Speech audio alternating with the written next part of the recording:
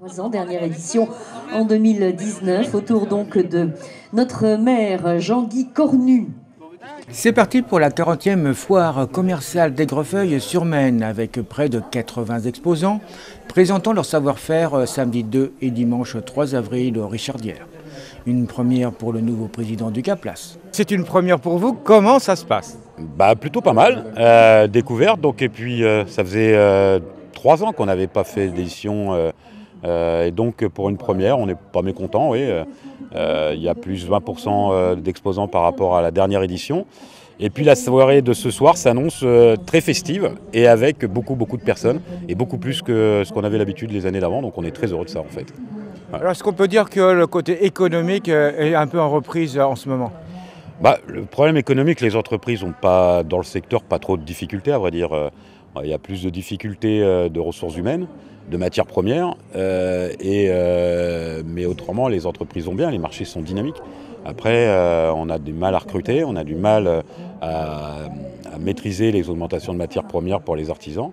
Et c'est vrai que les carnets de commandes sont plutôt pleins, donc tout va bien, mais créer des endroits, des moments comme ça de rencontre, qu'on favorise aussi les synergies, les connaissances, les interactions, et puis ça contribue au bien vivre ensemble, et ça, on y est attaché à cette notion-là. Voilà. Alors bien vivre ensemble, il faut dire quand même à tout le monde, aux visiteurs, de bien venir ici donc à cette foire. Ah oui, clairement, et puis ça vient juste après en fait.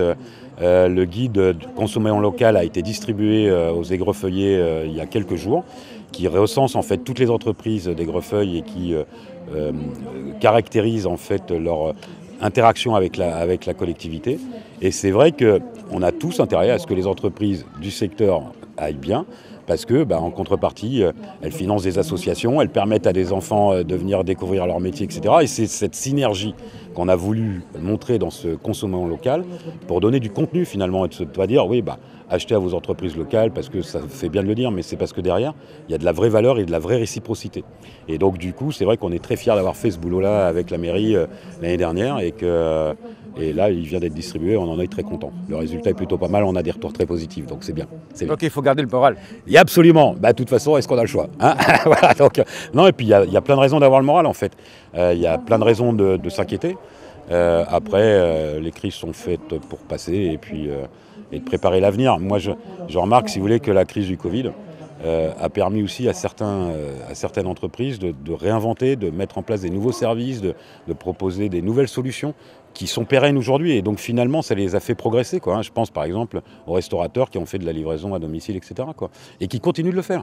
Et donc voilà, nous aussi dans nos métiers, on a pu réajuster nos services et tenir compte de ces éléments-là. Donc finalement, dans toute crise, il peut y avoir quand même pas mal de bons aussi. Voilà. Week-end également animé par des concerts et des animations commerciales.